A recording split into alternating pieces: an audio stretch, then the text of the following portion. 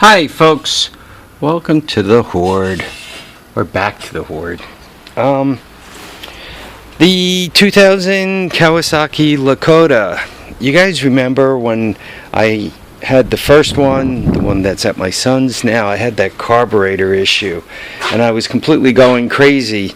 And remember, I did some diagnosing and I realized that the needle valve, I'm going to call it, it's kind of a needle, so let's call it a needle valve, and the carburetor was able to float. So see that thing that just went down, this piece of, see how it's loose, right? And in my case it was floating.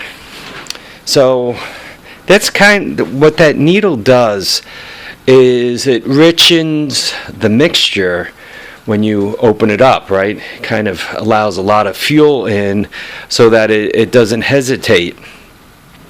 The only problem is if that needle stays opened, stays up, when you let go of the throttle, you're gonna be in a too rich state. So when you go to idle, it's gonna load up and stall. And then it's kind of tough to get started. If you give it full throttle when you go to start it, a lot of times it'll start, and your results will be inconsistent because that needle's floating. Sometimes it'll be where it should be, sometimes it'll be up, which means you're too rich. You know, it'll be all over the place, and that's really not what you want when you're running a bike. Yeah, you want that needle to stay put. It turns out mine was missing this little plastic thing. What this plastic thing does, it goes down that hole in the center, and the thing all the way down on the bottom of that hole, that little round thing, is actually the needle that I just pointed out. And this holds all of that down where it should be. Right, it keeps everything in place. In my case, I made something. I kind of rigged something together out of some wire, copper wire, to keep that thing down. Between this, you know, I basically made a much uglier version of this plastic piece. The young man who's having the problem, though, he says it just started happening. I can't picture that piece just falling out of your carburetor. So unless somebody worked on your carburetor, that's probably not your issue. If I had to guess, your issue, you probably need to go into the carburetor and clean up the jets and so forth.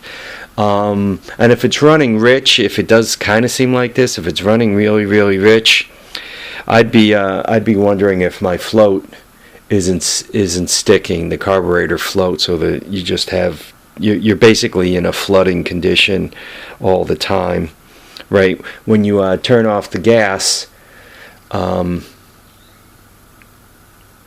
don't have that many details. You didn't give me any, but I assume you kind of turn off the gas, probably because it floods out. A lot of these older carburetors do.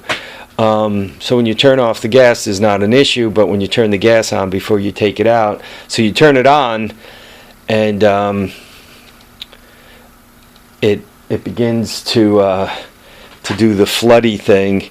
Probably sometimes it starts up, and if it starts, you know, if it's still doing the floody thing, I would also, particularly if it's flooding out that much, you want to be careful, because if you don't turn off the gas and all that gas runs into your cylinder, you can basically hydro the cylinder, and if you have a strong starter and a strong battery, you can end up breaking a piston rod or doing some damage to your engine, and you really rather not do that, right? So I doubt you're missing this piece unless somebody was in the carburetor, right? If somebody was in the carburetor, then you might be missing this plastic piece.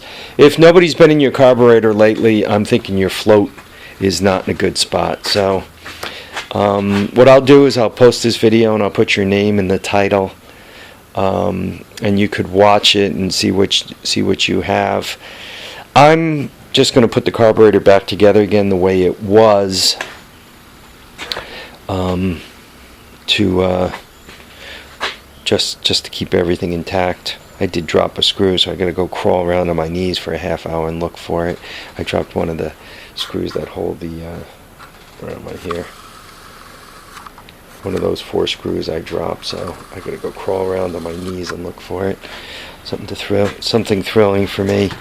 All right, folks. I hope this not only helps out the guy who asked about it, but helps out everybody, right? To be really careful when you tear your stuff apart, to make sure you don't lose pieces, right? That doesn't do you any good. Or if somebody else was in there and it comes back and it isn't right, you know, it's a little embarrassing to go back to a buddy or to a shop and say, hey, I don't think you put all the pieces back in my carb.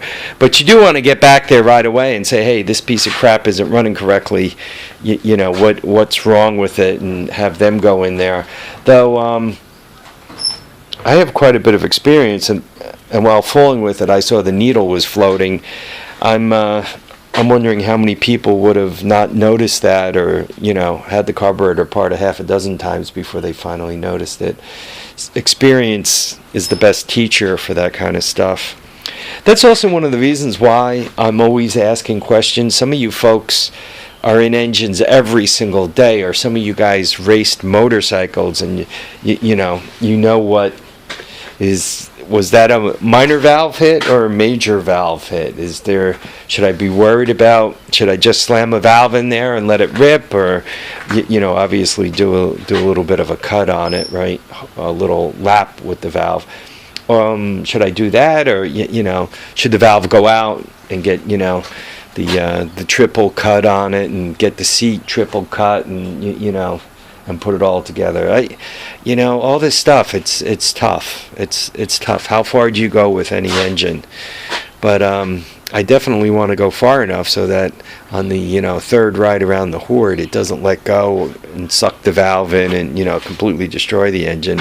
Obviously, that the saving $100 by not putting another head on there, right? I save $100 and then I blow up an engine. That doesn't help me at all. All right, folks, thanks for watching and commenting and subscribing. Remember to keep your feet down, keep your head up, and please get out there and enjoy all your days. Bye now, folks.